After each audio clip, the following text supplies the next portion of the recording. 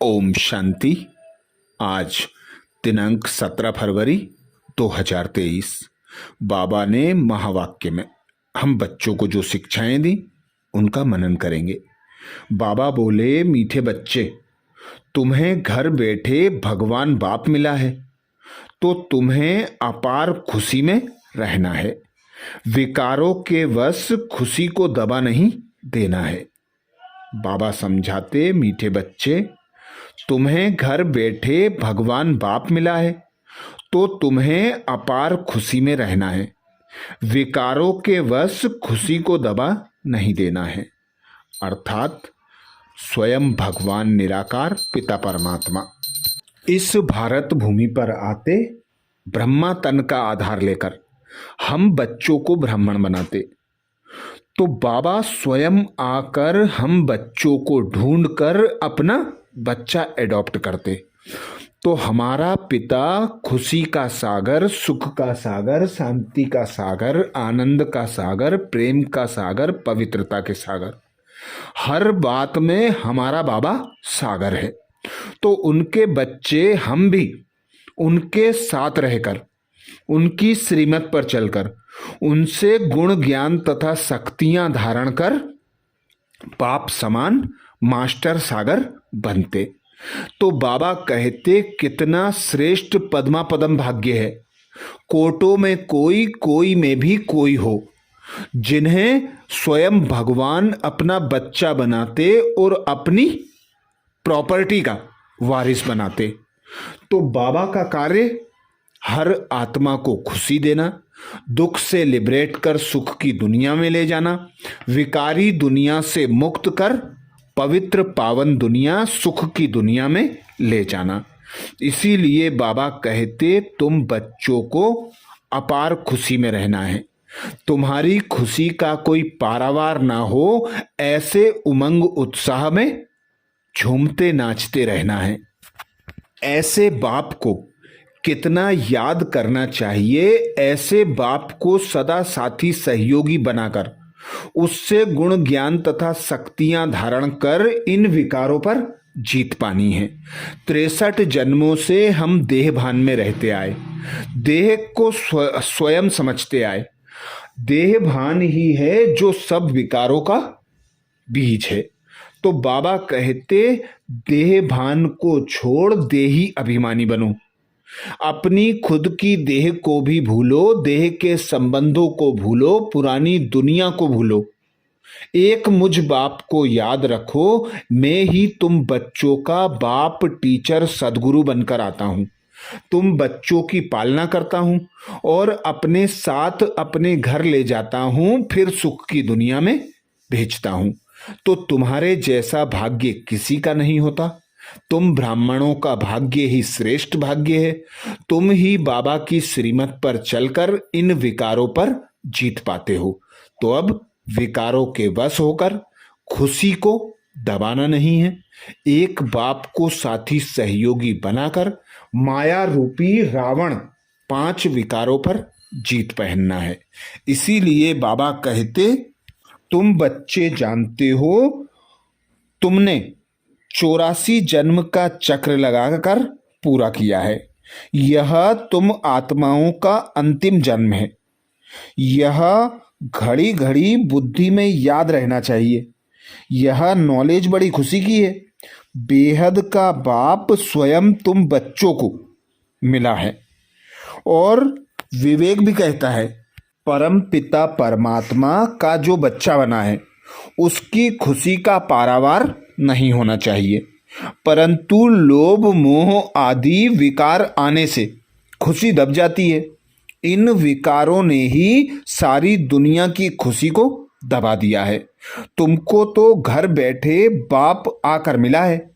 भारत में ही आते हैं, भारतवासियों को ही दुख से लिबरेट करते हैं। बाबा कहते, मैं आता ही हूं सुख की दुनिया, पावन दुनिया, स्वर्ग स्थापन करने।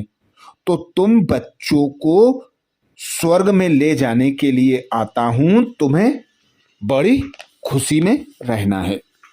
प्रश्न किया बाबा ने, तुम बच्चों में लकी किसको कहेंगे और अनलकी किसको कहेंगे? तुम बच्चों में लकी किसको कहेंगे और अनलकी किसको कहेंगे?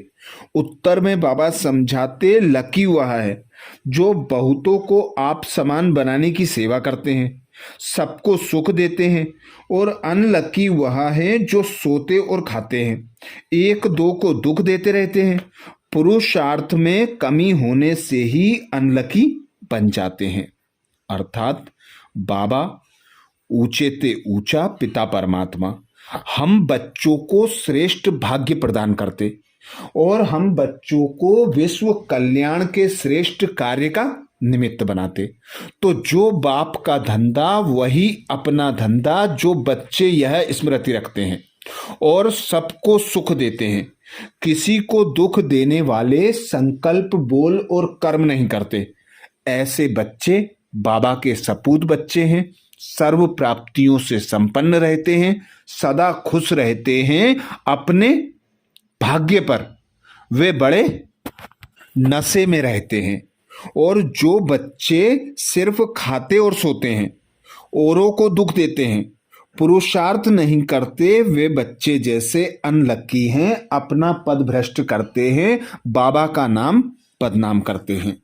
इसीलिए बाबा कहते हैं तुम सब लकी स्टार्स हो, तुम्हारी भेंट ऊपर के स्टार्स से की जाती है। तुम सृष्टि के सितारे हो, वह तो सिर्फ रोशनी देते हैं, तुम तो मनुष्यों को जगाने की सेवा करते हो, दुखियों को सुखी बनाते हो। मनुष्य इन सितारों को नक्षत्र देवता कहते हैं, सच्चे देवता तो तुम हो। उन सितारों को देवता बाबा कहते, उन सितारों को देवता कहते हैं क्योंकि वह ऊपर रहते हैं, परंतु देवताएं कोई ऊपर नहीं रहते, रहते तो इसी सृष्टि पर हैं, पर सबको सुख देने वाले होते हैं, सबको बाबा का वर्षा दिलाने का श्रेष्ठ कर्तव्य करते हैं, आप समान बनाते हैं। और जो बच्चे पुरुषार्थ में ढीले होते हैं, ड्रामा पर सब कुछ छोड़ देते हैं, वे बच्चे किसी का कल्याण नहीं करते, सबको दुख देते हैं, ऐसे बच्चे अनलक्की बच्चे होते हैं। अगला प्रश्न किया बाबा ने, जिन बच्चों के तीसरे नेत्र का ऑपरेशन सक्सेसफुल होता है उनकी निशानी क्या होगी? जिन बच्चों के तीसरे नेत्र का ऑपरेशन सक्सेसफुल होता है उनकी निशानी क्या होगी? उत्तर में बाबा समझाते, वह माया के तूफान में घड़ी घड़ी गिरेंगे नहीं, ठोकर नहीं खाएंगे, उनकी देवीय चलन होगी, धारणा अच्छी होगी। तो जो बच्चे बाबा की स्मृति में रहते, बाबा से जो ज्ञान का तीसरा नेत्र मिलता, उस नेत्र से सदा बाबा को अपना साथी सहयोगी बनाते, सदा आदि मध्य अंत को देखकर कर्म करते, देवीय गुण धारण करते, वे बच्चे बाबा कहते उनके तीसरे नेत्र का ऑपरेशन सक्सेसफुल कहा जाता है। इसीलिए बाबा कहते, तुम्हारा मैं ज्ञान और योग से ऑपरेशन करता हूं, परंतु कोई का सक्सेसफुल होता है, कोई का नहीं। जैसे आंखों का ऑपरेशन कराते हैं तो कोई ठीक हो जाती है, कोई की आंखें और खराब हो जाती हैं, कोई की आंखें तो बिल्कुल खत्म हो जाती हैं। तुमको भी अभी ज्ञान का तीसरा नेत्र मिला है, तो बुद्धि रूपी नेत्र खुल जाता है तो अच्छा पुरुषार्थ करने लग पड़ते हैं। कोई का पूरा नहीं खुलता, धारणा नहीं होती, देवीय चलन नहीं होती, माया के तूफान में घड़ी घड़ी गिरते रहते हैं। एक तरफ है 21 जन्मों का सुख देने वाला उस्ताद, दूसरी तरफ है दुख देने वाला रावण। बाबा कहते उसे भी उस्ताद कहा जाएगा। बाबा तो दुख नहीं देते, सुख की दुनिया स्थापन करते हैं, सुख देने आते हैं, बाबा नामी ग्रामी हैं। तो बाबा कहते सुख देने वाले बाप को याद करो, उस बाप की श्रीमत पर चलो और खुद को श्रेष्ठ भाग्यवान आत्मा समझकर सदा खुशी के नशे में रहो।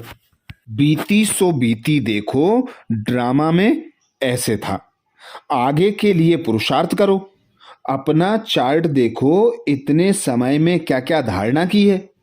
कोई 25-30 वर्ष के हैं, कोई 1 मास के, कोई 7 रोज के बच्चे भी हैं, परंतु 15-20 वर्ष वालों से गेलअप कर रहे हैं। वंडर है ना। या तो कहेंगे माया प्रबल है, या तो कहेंगे ड्रामा पर छोड़ देते हैं, परंतु ड्रामा पर रखने से पुरुषार्थ ठंडा हो जाता है। समझते हैं भाग्य में नहीं है। इसीलिए बाबा कहते इस ज्ञान को स्मृति में रखो, स्वदर्शन चक्र फिराते रहो, कितना खुशी में रहो, बाप को याद करो। क्योंकि बाबा आकर स्वदर्शन चक्रधारी बनाते, यही बाबा की आशीर्वाद है। तो बहुत मीठा बनना है, देवीय गुण धारण करना है, याद में रहकर श्रीमत पर चलकर श्रेष्ठ कर्म करने हैं, सबको सुख देना है।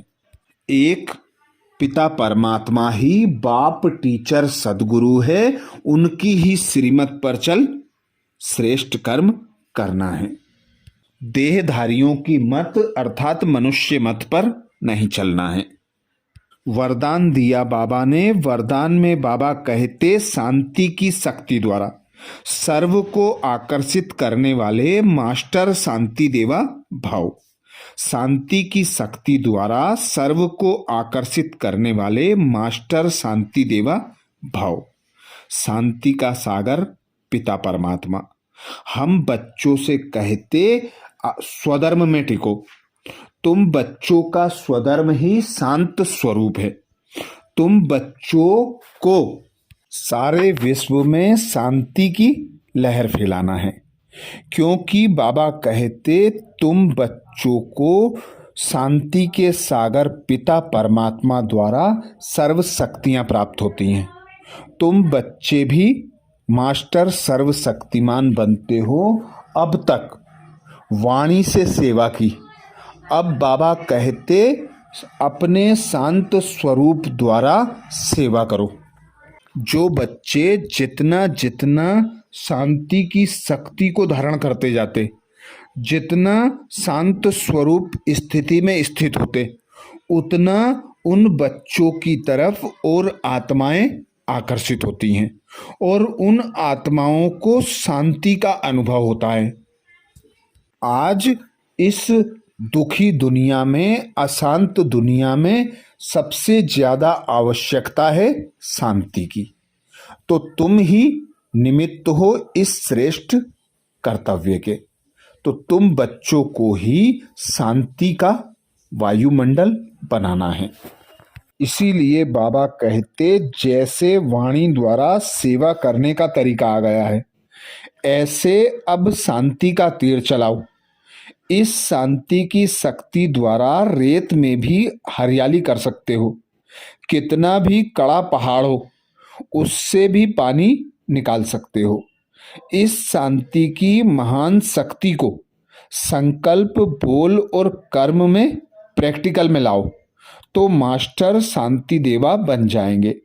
फिर शांति की किरणें विश्व की सर्व आत्माओं को शांति के अनुभूति की तरफ आकर्षित करेंगी और आप शांति के चुंबक बन जाएंगे।